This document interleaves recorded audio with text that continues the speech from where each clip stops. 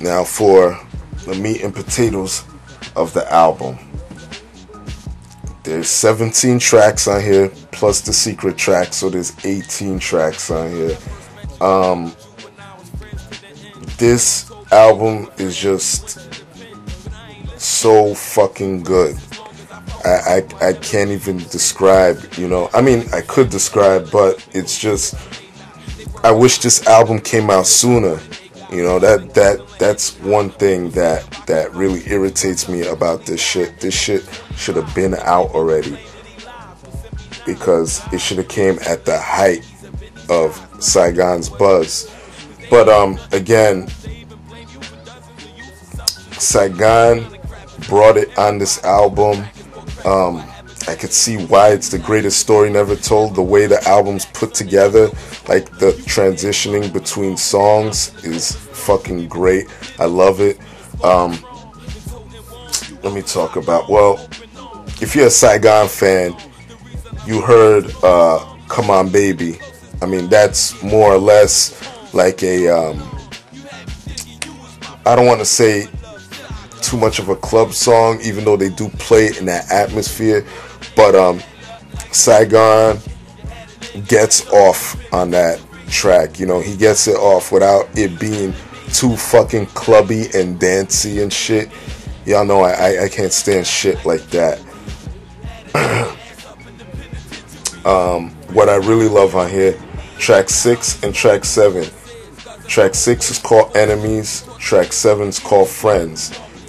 If you listen to these tracks back to back, number one, the content of it, of both songs, I mean, like the titles imply, one track is about enemies, one track is about friends. But what I love the most about it is how the tracks complement each other and the transition between one track to the next. It's like you're hearing one full fucking track, and he breaks it down on that shit.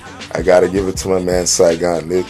That shit is fucking great. The whole album's fucking great. Let's see what else we got on here. Track 10, Preacher. Love the sample on there, the beat. The content of the song is how Saigon is talking about how some of these preachers and ministers and shit will hold sermons and church gatherings just to be taking people's money, even though they know that certain people are poor and can't afford to be given offering. But you know, they're supposed to be men of God or women of God, but yet they'll still sit there and take your money instead of saying, no, you know, let God help me out, or I believe in God so much that I don't need your money and shit. Y'all know what I mean? Like that sort of shit. Basically, preachers preaching not to be greedy, but yet being greedy themselves. I love that fucking track.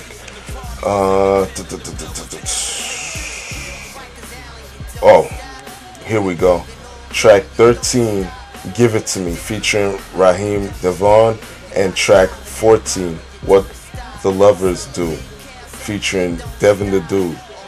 Y'all know that I always come down on MCs when they make fucking love tracks, because to me it's an easy way for a motherfucker to sell a record, because women nowadays, all you need is that fucking stupid ass song that sounds like baby making music and they'll be all over it. But in this case, Sai comes in very lyrical. He doesn't sound so fucking cliche. Like, give it to me. This concept has been done before by different MCs. Give it to me is basically saying to women, listen, girl, stop playing, you know, give me that pussy, you know what I mean? And I'm gonna give you this dick. It's plain and simple. And I love the way he breaks it down in that track. And track 14, What the Lovers Do, is more of a traditional. The content is more traditional when it comes to the whole love theme. But again, Saigon is very lyrical. He's not boring when it comes to breaking shit down.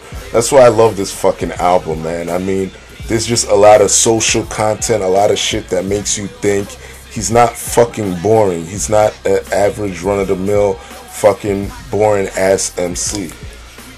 Now let me talk about the cons of the album. Well, let me not say cons. It's just one thing that really irritated me on the album when I heard it.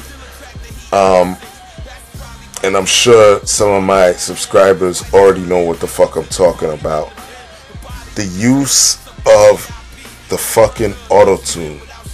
Guys, it gotta stop. All y'all rappers out there, well, dope rappers, let me say that. All y'all real lyrical rappers, dope rappers, please stop using auto-tune. The shit is played the fuck out. It's overplayed. And it's like, come on, guys. It sucks. I personally can't stand it. MCs like Saigon do not need to have auto-tune hooks. It takes away from the fucking song. It seems like a fucking, at this stage in the game, just something that people use to make a hit record, and I'm not down with that. It's just, y'all already know how I feel about that bullshit. I think it sucks. And there were 2 songs on here that had the auto-tune. One was track 5, Bring Me Down Part 2, and track 12, Believe It. Both had auto-tune on it. And again, Saigon, none of the tracks are boring on here. When he comes in, he's telling you a fucking story. You're forced to sit there and listen. And Bring Me Down and Believe It, both dope tracks. Love the content in the tracks. But when it comes to the auto-tune, it's like, come on, man, come on. That shit just drives me up the fucking wall. Y'all have no idea. But once again,